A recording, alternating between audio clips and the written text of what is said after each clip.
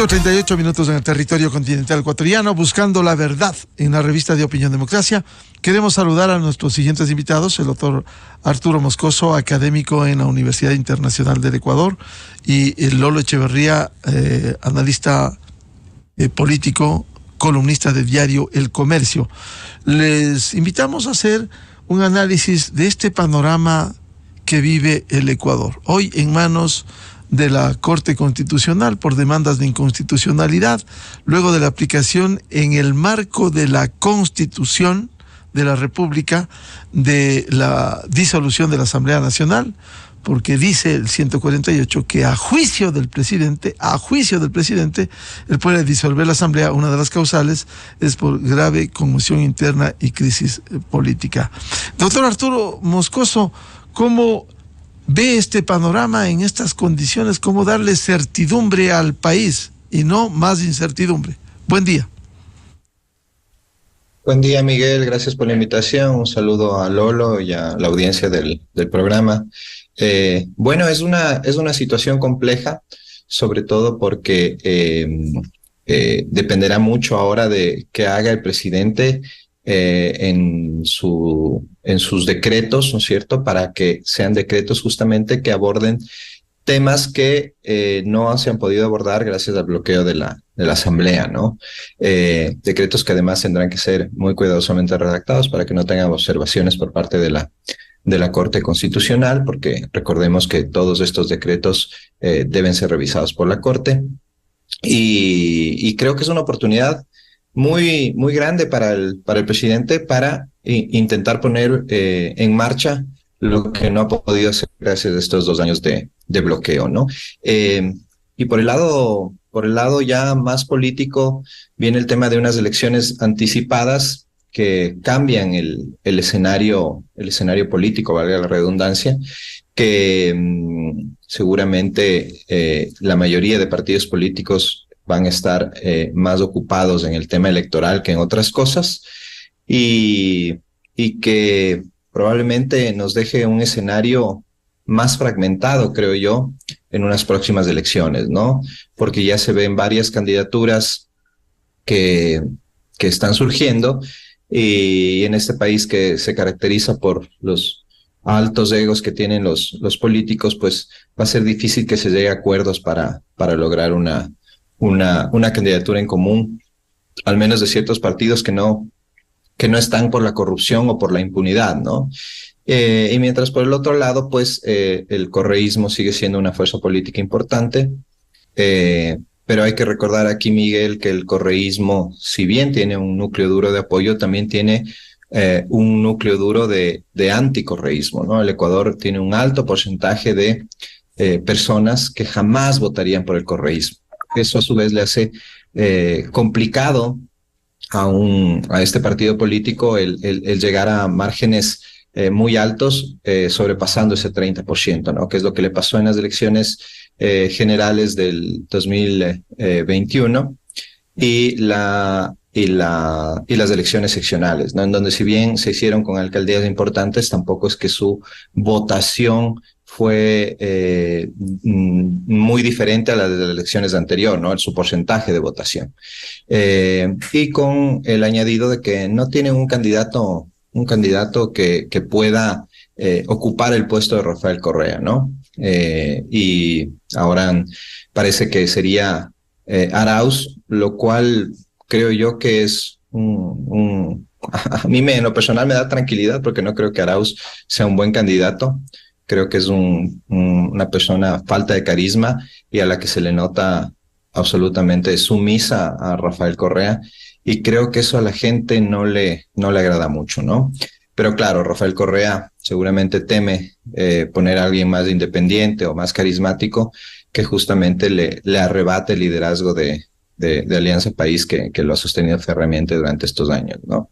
Eso como un primer vistazo a la situación, Miguel. Bienvenido a Lolo Echeverría. Su primer comentario respecto de este panorama político en estas condiciones, con la disolución de la Asamblea y con las demandas de inconstitucionalidad en la Corte Constitucional. Buen día, Lolo. Buen día, Miguel. Un saludo para Arturo y para la audiencia. La muerte cruzada ha puesto fin a este traumático proceso de juicio político y ahora tiene la ventaja esto de que se encamina todo hacia las elecciones, que es lo que más les gusta a los políticos, así que ellos se entregarán a la campaña, aparecerá una docena de candidatos y esto le dejará hasta cierto punto tranquilidad o en segundo plano al gobierno, que con esa paz puede dedicarse a hacer mediante decretos algunas correcciones, encaminar el país, darle algún futuro. El presidente, creo yo, tendrá la sagacidad de gobernar como si fuese a quedarse 10 años, es decir, pensando en el futuro, no para resolver cosas inmediatas, sino encaminar al país, asumiendo que es un periodo de transición. Esto, desgraciadamente, no creo que nos resuelva los problemas de fondo. El problema de fondo es esta concepción de la política como una guerra. Esta política que se juega sin reglas. Hay aquí muchos rencores personales, intereses personales, y hay también aquí el afán de pasar por encima de las leyes, de estirar las leyes y no aceptar las reglas mínimas de la democracia, que es, por ejemplo, aceptar la derrota en unas elecciones. El que es derrotado inmediatamente empieza a buscar que fracase el gobierno, con la idea de que si el gobierno tiene éxito, se reducen sus posibilidades en el próximo proceso electoral. Esta concepción de la política es lo que conduce a esta guerra que hemos vivido durante más de un año para controlar los organismos de control. Entonces creo que lo de fondo no se va a resolver y seguiremos nosotros pensando, yo seguiré insistiendo en que tarde o temprano tenemos que llegar a plantearnos una reconciliación nacional que se basa en una amnistía y en un proyecto común, un proyecto de país válido para todos, que nos acordemos cuestiones mínimas en beneficio del país para darle futuro. Creo que esta es la cosa que más importante resultará después de pasar el proceso electoral en el cual corremos el riesgo de volver atrás. El país dividido entre correísmo y anticorreísmo, el anticorreísmo que tiene la victoria en sus manos pero no es capaz de unirse, no es capaz de ceder espacios en beneficio del candidato más opcionado, que pudiera ganar fácilmente las elecciones si es que se pudieran poner de acuerdo mediante primarias. En esta ocasión sería difícil por el tiempo, pero sí puede ser mediante una encuesta o por último por sorteo, Miguel, pero la cuestión es ponerse de acuerdo en el candidato más opcionado para poder salir adelante y no tener que volver atrás y a los mismos problemas que hemos sufrido en este par de años. ¿No teme, Lolo, que vamos a volver a la misma dinámica, que no ha habido reforma política, a la misma dinámica, 10 o 12 candidatos presidenciales y otra vez lo mismo, las minorías se impongan a las mayorías divididas? Eso es inevitable porque como no hay partidos políticos, entonces todos los vanidosos, los que se creen ungidos, los que se creen predestinados, tienen para escoger los partidos que carecen de figuras. Y los partidos andan a la búsqueda de figuras para tratar de sobrevivir. En estas condiciones creo que es inevitable que haya una docena de candidatos. También la experiencia del pasado nos afecta en ese sentido porque algunos de los que han llegado a la presidencia han llegado a la tercera y a la cuarta elección, de manera que ni siquiera la derrota les arredra a los vanidosos o a los predestinados, Miguel. El, vuelvo con Arturo Moscoso, como plantea Lolo Echeverría. Quizás lo ideal es llegar a un acuerdo que implican, por cierto, un acuerdo, sesiones de parte y parte.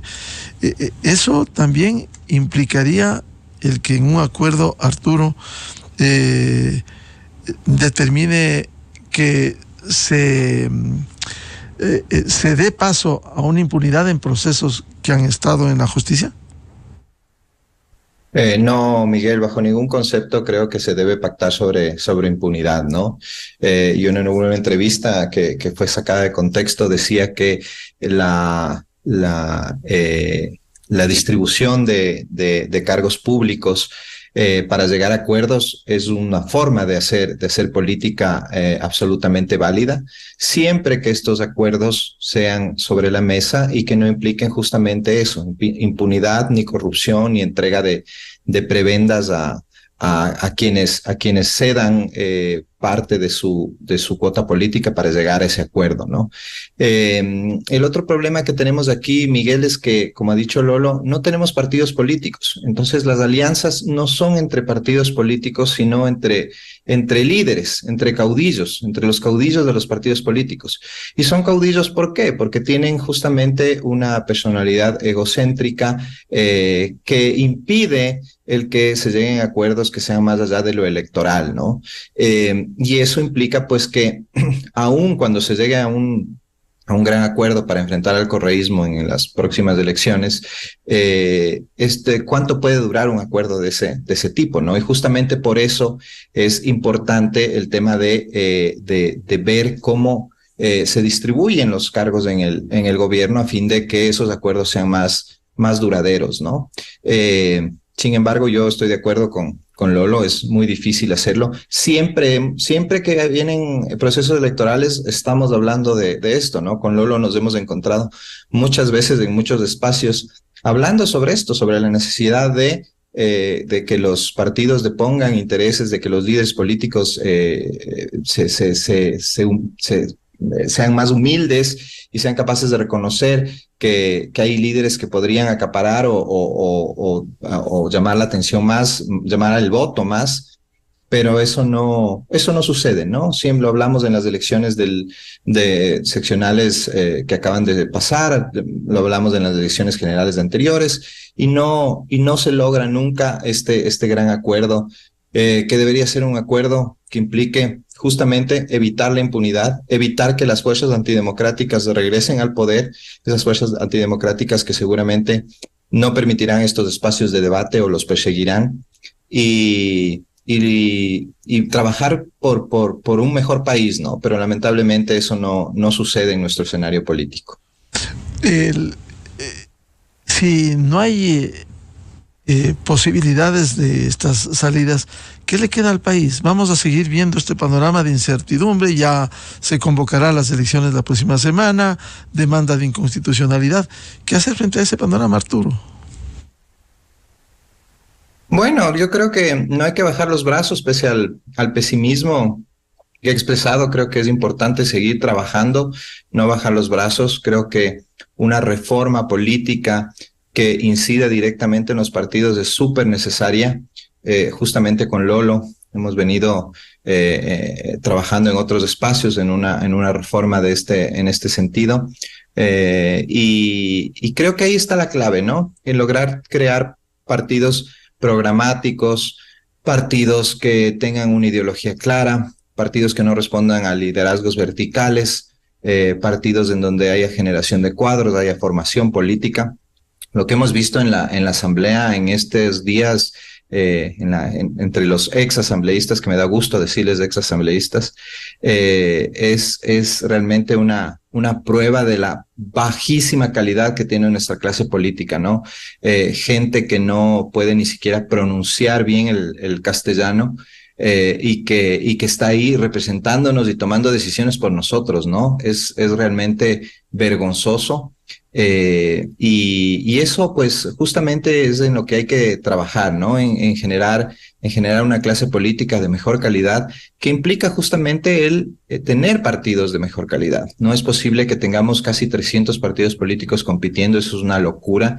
Creo que no hay ningún país en el mundo que tenga una atomización tan grande en su sistema de partidos. Entonces, esos temas que son un tanto estructurales e institucionales pueden justamente abonar a tener una mejor calidad, ¿no? Y ahora, por el otro lado, un tema que es más complejo es que es el de la cultura política de los ecuatorianos, ¿no? Que eso también es un tema mucho más a largo plazo que hay que trabajarlo, creo yo, desde las escuelas, ¿no? Ahí hay que incidir en el tema de la educación, sobre todo en la educación cívica, ¿no? En la educación por una cultura democrática en donde las desavenencias políticas se aprendan a resolver a través de reglas democráticas, ¿no? Y no como se ha pretendido resolver este impasse entre la Asamblea y el Ejecutivo con un juicio amañado, cuya intencionalidad no era castigar a un funcionario por corrupción, sino de poner al presidente a toda costa, ¿no?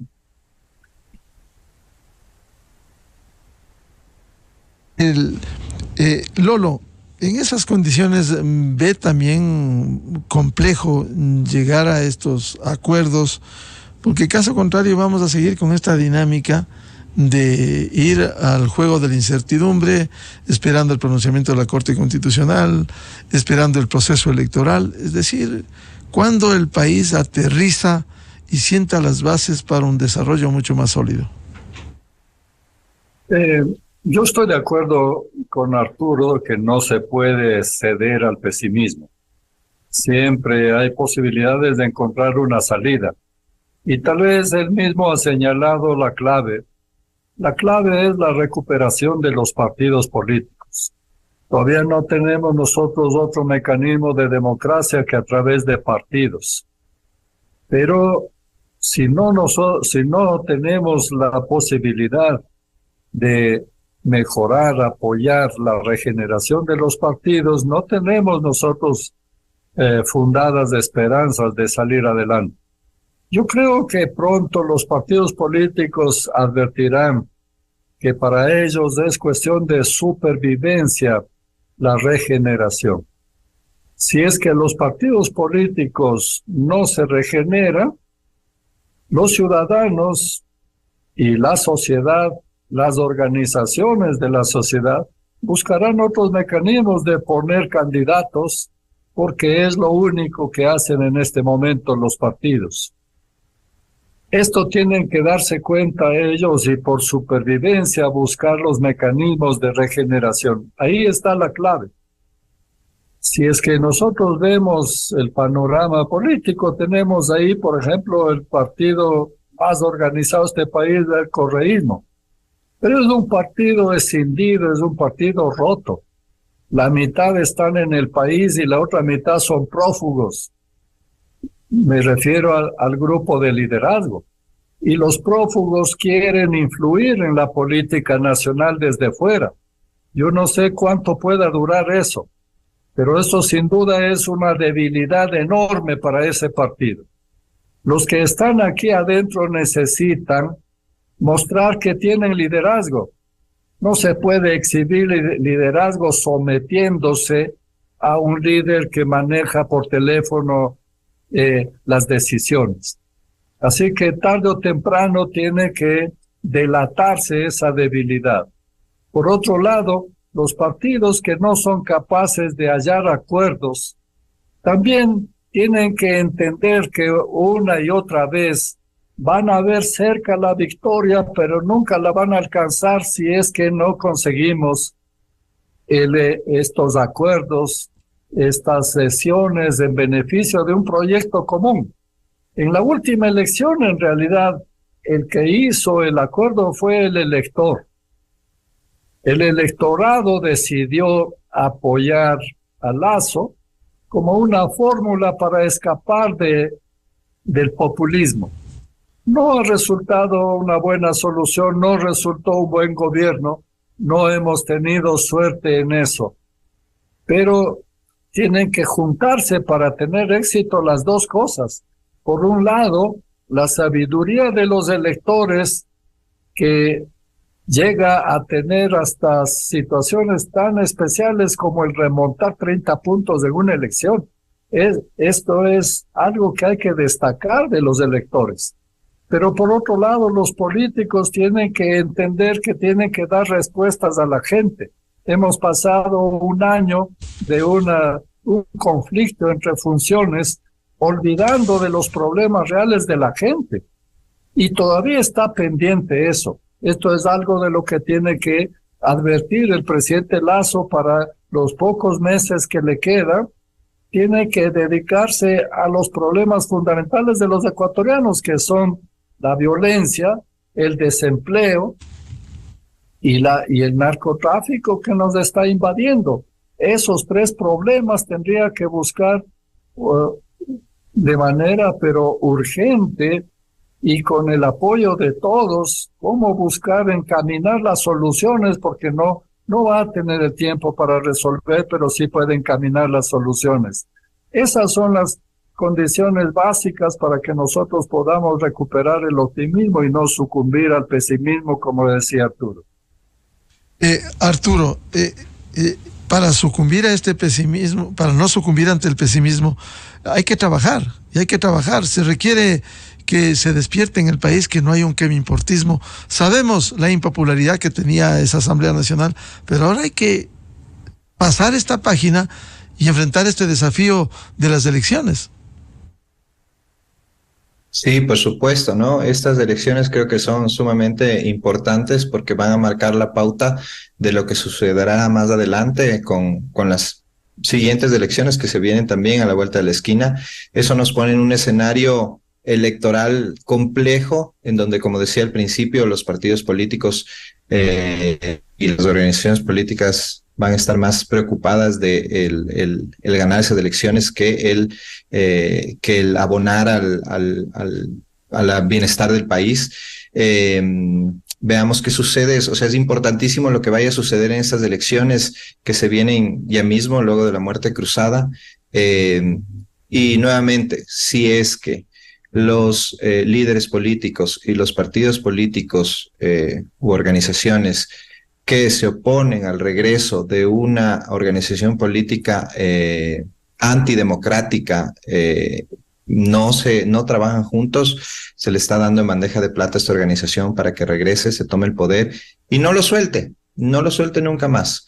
Creo que tienen aprendida la lección de lo que sucedió con Lenín Moreno y creo que ahora no van a poder o no van a dar las herramientas como para que eso vuelva a suceder, ¿no? Entonces, lo que queremos es convertirnos en una nueva Venezuela, en una nueva Nicaragua, o queremos un país en donde se respeten las libertades, los derechos, la libertad de expresión. Y creo que eso es lo importante, ¿no? Y que eso entiendan los líderes políticos, ¿no? Entonces, tenemos que nosotros como desde la academia, desde los medios, desde el espacio que podamos coadyuvar a que esos grandes acuerdos se den, porque lo que se está jugando aquí, Miguel, es la democracia. Es la democracia en nuestro país, la democracia que puede tener muchos problemas de funcionamiento, muchos problemas institucionales, pero que al final es la única que nos garantiza el ejercicio de nuestras libertades. Sin democracia no podremos llegar a ninguna parte. Y creo que eso es seguir trabajando en esa línea y seguir intentando hacerles entender eso a los políticos. Es la misión que tenemos los que no hacemos política, pero que la analizamos desde fuera, ¿no? Arturo, no solo hacer entender a la clase política, por cierto, que es la actora de todo esto, sino también a la ciudadanía que entiende el momento que estamos viviendo, porque una reforma política virtualmente será pasado el 2025 sin saber qué nos pasa hasta ese año, porque ahora nos involucramos en un proceso electoral, vienen las elecciones, ya en febrero del próximo año, un año antes de febrero 2025, elecciones presidenciales normales, ya no podrá haber reforma política. Es decir, estamos atrapados con las actuales condiciones, Arturo. Sí, por supuesto, hay que jugar en la cancha que está trazada en este momento, que es una cancha lamentablemente mal hecha desde la misma Constitución de 2008, que es una pésima Constitución si hablamos en relación a la institucionalidad que creó. Pero por eso mismo es más importante aún el que los políticos entiendan y comprendan que en esa cancha trazada hay que jugar y hay que jugar en favor de la democracia. Y por supuesto también la ciudadanía, ¿no?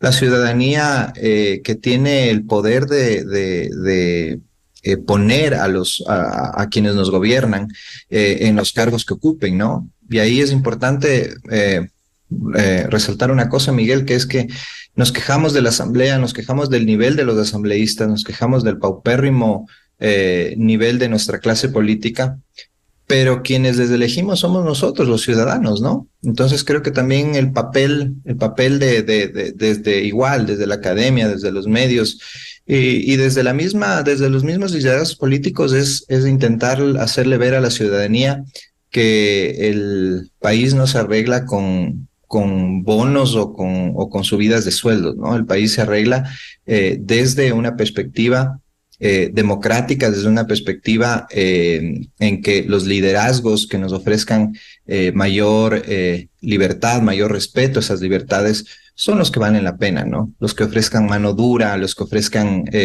propuestas demagógicas. Creo que tenemos que nosotros desde nuestro papel evidenciar y poner en claro cuáles son las verdaderas intenciones de esos líderes, ¿no?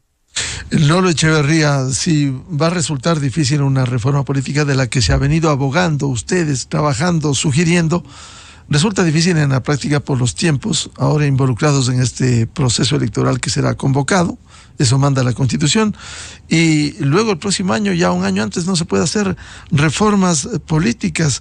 ¿Cómo lograr concienciar? Ha sido difícil a la clase política, pero también a los ciudadanos, a que no sean indiferentes frente al presente y el futuro del Ecuador. Miguel, a la vista de los resultados tenemos que concluir que los políticos han fracasado. Hay que hacerles saber a ellos eso. Ellos tienen que percibir su fracaso, el rechazo que merece tanto la Asamblea como el gobierno. Esos índices ínfimos de popularidad o de respaldo o de credibilidad indican un fracaso colosal. Bueno, ¿qué queda si es que ha fracasado la política? Hay dos otros factores o actores importantes, Miguel. El uno es la ciudadanía, que con su voto tiene que elegir a los mejores, no a las estrellas, no las ofertas, sino a quien tenga propuestas, equipo, que tenga un proyecto viable. Hay que elegir con mucho conocimiento, con conciencia para acertar. Pero hay otro actor importante que son las élites, Miguel. La academia, los medios de comunicación, los gremios, los sindicatos ejercen un liderazgo y sus decisiones afectan también a un número considerable de personas, para bien o para mal, con sus decisiones. De manera que la élite del país tiene una responsabilidad enorme. Las organizaciones de la sociedad organizada tiene que participar activamente, primero para hacerle saber a la política que es un fracaso, y segundo, para educar democráticamente al electorado para que no vuelva a equivocarse. Bien, seguiremos hablando de esto. Le seguiremos convocando al doctor Arturo Moscoso, académico, y a Lolo Echeverría, analista político, de estos temas, porque aquí tenemos corresponsabilidad todos los ecuatorianos. Muchas gracias, Arturo y Lolo. Gracias, Miguel. A ti, buen día. Muchas gracias, buen día. Antes de cerrar la jornada de entrevistas y debates en la revista de Opinión Democracia, quiero dar a conocer, vean cómo funciona la justicia ecuatoriana, qué angustia, qué desesperación, qué impotencia cuando hay procesos que se dilatan y que se demoran. Voy a dar lectura un pedido de la Fiscal General del Estado para que tengan la bondad en una sala de la Corte Nacional de Justicia de atender un hecho de presuntas irregularidades que están procesados quienes forman parte del órgano administrativo y disciplinario de la justicia. Entre ellos, el doctor Juan José Morillo Velasco. Hay testimonios, hay audios, metiendo mano a la justicia. El vocal del Consejo Nacional de la Judicatura, órgano administrativo y disciplinario. Vean ustedes qué ejemplo que dio este doctor Juan José Morillo Velasco.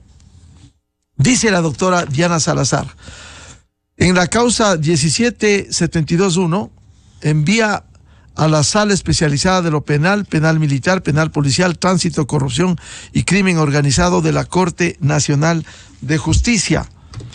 Diana Salazar Méndez, fiscal general, dentro del expediente número 17721, investigación previa, que por el presunto delito de tráfico de influencias se sigue contra el doctor Juan José Morillo Velasco y otros, ante usted comparezco y solicito, mediante escrito ingresado en la Corte Nacional de Justicia el 28 de abril del 2023 a las 8:39, solicité de conformidad a lo establecido en la Constitución de la República y el Código Orgánico Integral Penal, se señale día y hora para que se lleve a cabo la audiencia de formulación de cargos contra los ciudadanos Juan José Morillo Velasco, con cédula tal, Ruth Maribel Barreno Belín, con cédula tal, y Vladimir Gonzalo Alberto Jaya Flor, con cédula tal, que es de la Corte Provincial de Pichincha. Sin embargo, debido a diferentes circunstancias orientadas a dilatar el accionar de la Fiscalía, no se ha podido instalar la audiencia solicitada, razón por la cual, insisto, la fiscal insiste en su petición y solicita se señale lo antes posible día y hora para la realización de la audiencia de formulación de cargos contra los ciudadanos ya nombrados. Juan José Morillo Velasco, que está en audios, metiéndole mano a la justicia. La vocal Ruth Maribel Barreno Belín, del Consejo de la Judicatura, y el juez de la Corte de Pichincha, Vladimir Gonzalo Alberto Jaya Flor. Las notificaciones que me correspondan las continuaré recibiendo en la casilla judicial número tal. Firma Fiscal General del Estado Diana Salazar Méndez. Lo único que se ha recibido ayer a las 10:58, se da el recibido conforme en esta sala especializada de lo penal. ¿Cuándo instalan, señores jueces, cuándo instalan este proceso? Aquí hay una acción por presunta corrupción del juez Juan José Morillo Velasco y otros, metiéndole mano a la justicia. El órgano administrativo y disciplinario, por favor, impresentable. Y aquí dice en esta sala, juez, se entrega al juez Lauro Javier de la Cadena Correa. Esta es la realidad, esta es la justicia que tiene el Ecuador, que ni siquiera una audiencia de formulación de cargos permiten. ¿Quién? El órgano administrativo y disciplinario de la justicia ecuatoriana. ¡Qué vergüenza! Así se mueve la justicia, pero hay que seguir luchando porque aquí se respete la Constitución, el COIP y el ordenamiento jurídico del Estado. Con esto cerramos. En Exa FM ya viene el show de la papaya y les deseamos un feliz jueves a todos. Muy buen día y positivamente pensamos en un Ecuador diferente, pero hay que construirlo desde cada uno de nuestros espacios. ¡Felicidades! Miguel Rivadeneira en la revista de Opinión Democracia. En todas partes. En todas partes. Ponte Exa FM 92.5. Inicio de espacio promocional y publicitario. El Dorado